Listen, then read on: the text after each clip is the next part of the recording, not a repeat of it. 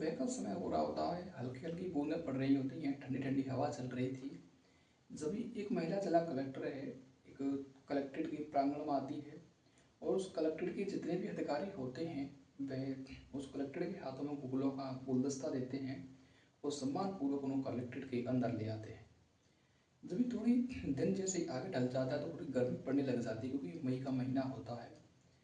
तो एक महिला जिला कलेक्टर है, बाहर अपने पीएसओ के साथ यानी पुलिस वाले गार्ड के साथ बाहर जाती है और देखती है कि एक व्यक्ति है जो कि गन्ने का जूस बेच रहा है। और भी पुलिस के अधिकारी थे और भी कलेक्ट्रेट के अधिकारियों के साथ से वह जब राउंड पर जाती हैं तो वहाँ पर वह सोचती हैं कि मैं यहाँ पर एक गन्ने का जूस पी लेती हूँ। जब वे गन्ने वाले के पास जाते हैं और दोनों भी एक दूसरे की आंखों में आंखें डलती हैं, जब एक दूसरे को पहचानते हैं तो दोनों दंग रह जाते हैं, क्योंकि वह जो व्यक्ति गन्ने का जूस बेच रहा था और जो महिला जिला कलेक्टर थी वो कोई और नहीं थी, दोनों ही आपस में तलाकशुदा पति पत्नी होते हैं। तो नमस्कार मित्रों, मैं आपका वेलकम करता हूँ एक और क्राइम के एपिसोड में। दरअसल मित्रों, ये जो घटना है दिल्ली के काले खान क्षेत्र की है, जहाँ पर एक कॉलोनी थी। वहीं पर एक व्यक्ति था जिसका नाम सिद्धार्थ होता है, वो वहाँ पर रहता था। इसकी एक इकलौती संतान होती है, इसका एक इकलौता ही बेटा होता है जिसका नाम प्रशांत होता है। अब सिद्धार्थ जो होता है ये प्लॉटिंग का प्रॉपर्टी डीलर का काम करता था, तो इस पर पैसे की कोई कमी नहीं थी और इसी की पैसे की वजह से इसका बेटा प्रशांत था जो काफ़ी खूब ऐश मौज किया करता था अपनी कॉलेज में। अपनी कॉलेज में अपने जो मित्र होते हैं उनके साथ काफ़ी ऐश मौज किया करता था। इसके लिए ये थोड़ा नशा करना इसके लिए काम बात थी। जब भी सिद्धार्थ है अपनी पत्नी सुनीता से एक दिन कहता है कि हमारा बेटा है काफ़ी बड़ा हो चुका है, कहीं से इसका रिश्ता हम तय कर लेते हैं, क्योंकि अब मेरी भी उम्र ढलती हुई आ रही है। कहीं मुझे कुछ हो गया तो मेरे बेटा है फिर उसकी कोई शादी भी नहीं कर पाएगा।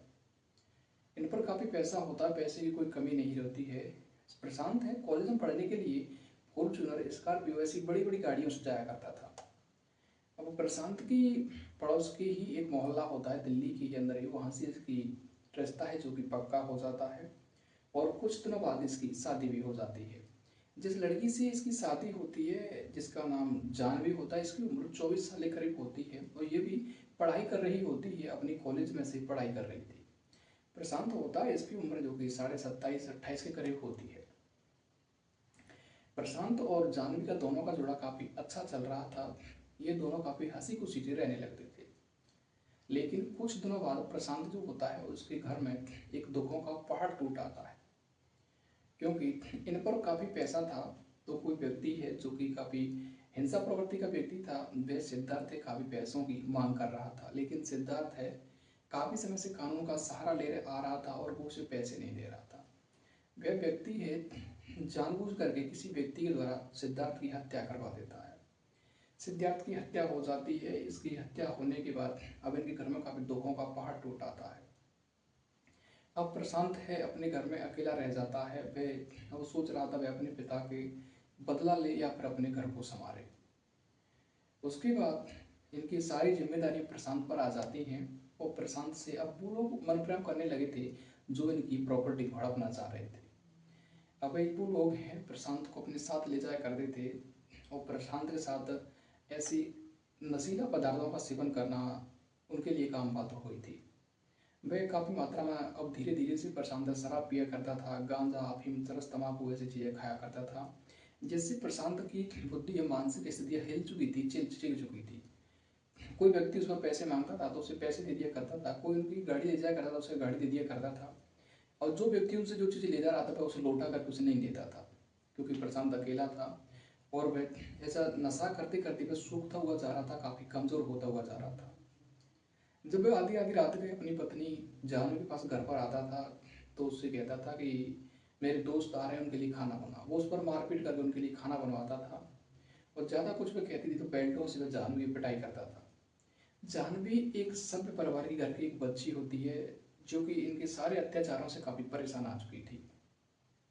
जानवी अपने पति प्रशांत को काफ़ी समझाती थी और उससे कहती थी कि आपका यह सब व्यवहार सही नहीं है, अगर आप ऐसे ही नशीले पदार्थों का सेवन किया करेंगे तो ये जो लोग हैं एक दिन हमारी सारी प्रॉपर्टी हड़प लेंगे और हम रोड पर आ जाएंगे, आप ऐसा मत करो। जिससे प्रशांत को बात काफ़ी बुरी लगती थी और उस बेल्टों से पिटाई करता था।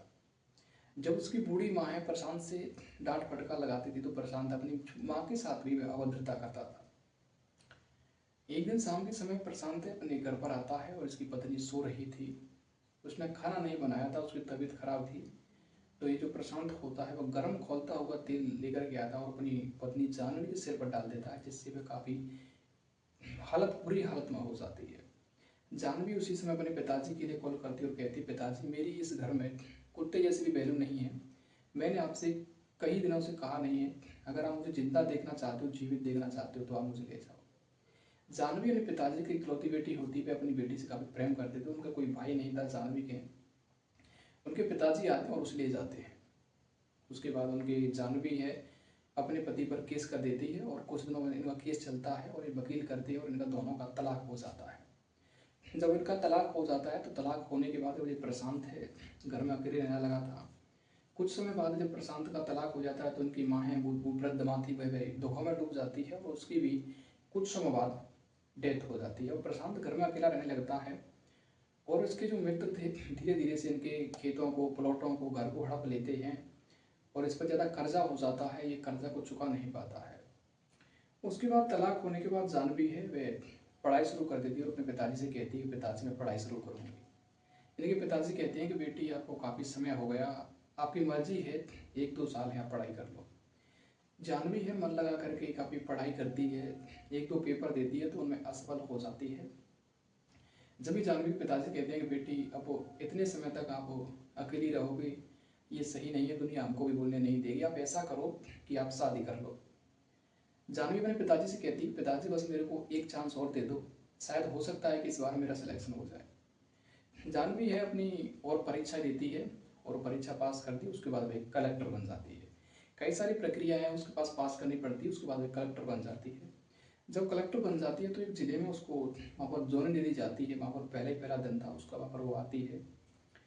तो जैसे ही वो कलेक्ट्रेट के प्रांगण में आती है तो कलेक्ट्रेट में काफ़ी पदाधिकारी थे, वो उसको फूलों का गुलदस्ता देते हैं, काफ़ी मान सम्मान पूर्वक वे जानवी को अंदर ले लेते हैं। उनकी जानवी घर में काफ़ी खुशी का माहौल था, गांव में खुशी का माहौल था कि उनकी बेटी ने तलाक होने के बावजूद भी एक अच्छा नेक काम कर दिखाया। उसके बाद जब जानवी है काफ़ी दो पढ़ रही थी तो अपने बाबू मुंशी से कहती है कि मुंशी ऐसा करो आप बाहर जाओ और कोई गन्ने का जूस ठंडा सा हो उसे लेकर के आओ। वह बाहर जाता है और गन्ने का जूस लेकर के आता है। जब जानवी जूस को पीती है तो काफ़ी स्वादिष्ट, तब कहती है कौन व्यक्ति है जो कि ये जूस बेच रहा है। जानवी कहती है कि ये जो जूस बेच रहा है व्यक्ति काफ़ी अच्छा जूस बेचता है, मुझे रोजाना वहाँ से जूस लेकर के आया करो। जब जानवी की ड्यूटी पूरी हो जाती है तो उसके बाद जब अपने घर जा रही थी, गवर्नमेंट गाड़ी थी, तो जैसे ही वह कलेक्ट्रेट से बाहर निकलती है तो कलेक्ट्रेट के बाहर एक व्यक्ति गन्ने का जूस बेच रहा था। उसकी तरफ वह देखती है तो वो दंग रह जाती है क्योंकि वो व्यक्ति कोई और नहीं था, उसी का तलाकशुदा पति होता है। जानवी अपने घर पर जाती है और अपने पिताजी से कहती है, पिताजी आज मैंने प्रशांत को इस हालत में देखा था कि वह गन्ने का जूस बेच रहा था। तभी उनके पिताजी कहते हैं, बेटी हो सकता है कोई हमशक्ल होगा, वो काफ़ी हाई लेवल के पैसे वाले व्यक्ति थे, वो इस हालत में कैसे जूस बेच रहे हो, वो ये कारोबार नहीं कर सकते हैं। तभी जानवी अपने पिताजी से जिद पकड़ लेती कि नहीं पिताजी, मेरी आंखें धोखा नहीं खा सकती हैं, वो वही थे। जब दूसरे दिन वह कलेक्ट्रेट में आती है, सभी अधिकारी अपनी ड्यूटी पर पहुंच चुके थे, उनका मुंशी उनके पास था। तभी मुंशी से कहती है, मुंशी जो व्यक्ति कल आप जूस लेकर के आए थे उस व्यक्ति को आप अंदर लेकर के आओ और उससे कहो कलेक्ट्रेट मैडम बुला रही हैं। मुंशी उस जूस वाले के पास जाता है, उससे कहता है कि आपको कलेक्ट्रेट मैडम है जो कि कलेक्ट्रेट के अंदर बुला रही हैं। जिससे प्रशांत है वो जूस वाला डर जाता है, वो सोच रहा था कि कलेक्ट्रेट मैडम मेरी यहाँ से कहीं ठेल ना उठवा दें, कहीं मेरे को कोई कानूनी कार्रवाई नहीं करवा दें। वह कहता है कि मैं अपनी ये वो ठेला है अपना जूस का, मैं यहाँ से लेकर के चले जाऊँगा, आप मुझे अंदर मत लेकर के जाओ। लेकिन ज़्यादा वो कहता है तो प्रशांत है कलेक्ट्रेट के अंदर आता है और जो जानवी होती है उसने चेहरे पर मास्क लगाया हुआ था और प्रशांत आता है उस साइड में कुर्सी पर बैठ जाता है। जब भी कलेक्टर साहबा कहती है कि आप कितने दिन से यहाँ पर ये गन्ने का जूस बेच रहे हो, तभी प्रशांत कहता है कि मैडम मेरे को काफ़ी दिन यहाँ पर हो गए हैं, लगभग 2 से 3 साल हो गए जब से मैं गन्ने का जूस बेच रहा हूँ और अच्छे से रह रहा हूँ। जब भी जानवी कलेक्टर उससे कहती है कि आपको ये काम करने से पहले ऊपर क्या काम करते थे। जब ये शब्द कहती हैं तो प्रशांत है कुछ मायूस सा होते हुए कहता है कि मैडम हम पहले काफ़ी रईस परिवार से थे, लेकिन मेरे दोस्त कुछ ऐसे मिल गए मेरे पिताजी गुजर जाने के बाद। उन्होंने मुझे नशीला पदार्थ खिला खिला करके मेरी बुद्धि काफ़ी ख़राब कर दी। और एक मेरी पत्नी थी जिसकी शक्ल बिल्कुल आप जैसी थी। मैं ये नहीं कह रहा हूँ कि आप ही हो, लेकिन आपके जैसे हम शक्ल थी। मैं उसको काफ़ी मारपीट किया करता था, गर्म तेल उसकी सिर से कर दिया करता था, जिससे वो मुझे छोड़ करके चली गई और उसका मेरा तलाक हो गया। तभी वह कलेक्टेड महिला कहती है, जानवी, कि आप उसको पता है कि कहाँ पर है वो। जय प्रशांत कहता है कि मेरा उनसे अब कोई कनेक्शन नहीं है, पता नहीं वो किस हालत में, मैं किस हालत में। जब जानवी कहती है कि आपको तो काफ़ी प्रॉपर्टी थी, फिर आप इस हालत में यहाँ क्यों रह रहे हो, अगर आप अपनी प्रॉपर्टी बेचते तब भी अच्छे रईस परिवार से रह सकते थे। जब वह कहता है प्रशांत के, मैं जुआ, चरस, तम्बाकू ऐसे नशीले पदार्थों में लग गया और मेरे पे कर्जा हो गया। लोगों ने मुझे मेरे गांव से भगा दिया और मेरा जितनी भी प्रॉपर्टी थी वो उन्होंने हड़प ली। अब मैं 3 साल से यहीं पर रह रहा हूँ भेस बदल करके। किसी को नहीं पता है कि मैं यहाँ पर रह रहा हूँ। और मैं यहाँ पर गन्ने का जूस बेचता हूँ और उसके बाद यहाँ से आटा खरीद के ले जाता हूँ और यहाँ पर अपने अच्छे से टाइम पास कर रहा हूँ। जब भी वो जानवी महिला कलेक्टर कहती है कि अगर वो महिला आपके सामने अब आ जाए तो क्या आप उसे पहचान सकते हो, तभी प्रशांत कहता है कि हाँ, मैं बिल्कुल पहचान सकता हूँ। जब भी महिला जिला कलेक्टर यानी कि प्रशांत की तलाकशुदा पत्नी थी, उसने अब चेहरे पर मास्क लगा रखा था। जानवी जैसे ही मास्क को उठाती है तो प्रशांत कुर्सी से खड़ा हो जाता है और डर जाता है, पसीने से बूझ जाता है कि ये आखिरकार में किसके सामने आ गया। मैं सोच रहा था कि जानवी है, अब मेरे से सारे बदलाव को लेगी मेरे से, और मेरे साथ काफ़ी वो कुछ भी अभद्रता कर सकती है। मैं वहाँ से भागने वाला था जब भी उनका पीएसओ होता है, जो एक पुलिस वाला था, गार्ड था, वो उसे वहीं पर पकड़ लेता है। जब भी वह हाथ जोड़ करके उनके सामने खड़ा हो जाता है और उनके पैर छूता है, जब भी जानवी उसे पीछे कर देती है, कहती है वो पैर छूने की कोई ज़रूरत नहीं है, आप अपने घर चुपचाप चले जाओ और आप किसी से जाकर के नहीं कहोगे कि जानवी मुझे इस हालत में मिली थी। वह कुछ नहीं कहता, चुपचाप घर चला जाता है। और जब शाम का समय होता है तो जानवी है वो भी अपने घर पर जाती है और अपने पिताजी से कहती है, पिताजी, मैं जिस जूस वाले के बारे में आपसे बातचीत कर रही थी वो व्यक्ति कोई और नहीं था, वो प्रशांत ही था, मेरा तलाकशुदा पति है। उन पर काफ़ी प्रॉपर्टी थी, वो सोच कह रहे थे मेरे से कि लोगों ने मुझे शराब पिला पिला करके मेरे पे कर्जा कर दिया और मुझे मेरे गांव से भगा दिया, मेरे जितने भी खेत थे, मकान थे, सारा को हड़प लिया है। पिताजी, अगर आप कहें तो मैं दोबारा से उनसे शादी करना चाहती हूँ, आप एक बार हाँ कर दीजिए।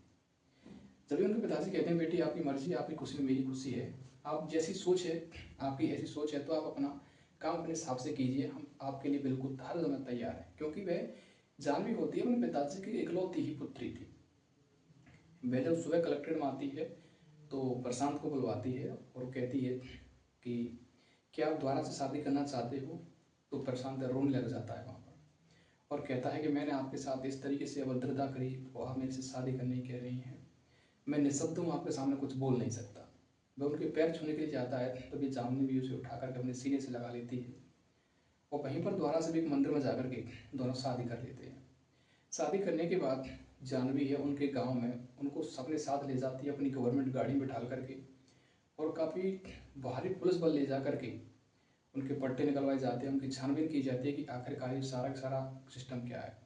तो उनकी जितनी भी प्रॉपर्टी थी, उनके प्लॉट थे, मकान, कोठी थी, गाड़ियाँ थी, उनकी जो भी उनके जितने भी खेत थे, सारे के सारे उनको दिलवा दिए जाते हैं और जो लोग उन्होंने कब्जा कर रखा था उन पर कार्रवाई की जाती है सब पर, और उनको जैसे उन्होंने किया उन पर सजा दी जाती है। तो इस तरीके से दोबारा से जानवी अपने पति को अपना लेती है और उनको सारी सारी प्रॉपर्टी से दिलवाती है। इस तरीके से उनके पिताजी की मौजूदगी में दोबारा से उनकी शादी हो जाती है और जानवी जाकर के अपने घर पर रहने लगती है। तो मतलब कुछ कुछ ऐसे जो वैवाहिक संबंध होते हैं जो कि गलतियों से भी, दूसरे लोगों की चुगलियों से भी जो कि रिश्ते टूट जाते हैं और तलाक हो जाता है। लेकिन लोगों को जब पछतावा होता है, जब कई साल गुजर जाते हैं और उनके पछतावे से कुछ नहीं होता। बस में तो ऐसी घटनाएं जो समाज में आती आए तो में होती रहती हैं, घटनाओं को किसी को सुना करके हमें आहत करना नहीं है, बल्कि समाज में हो रही ऐसी घटनाओं से आपको अवगत करवाना।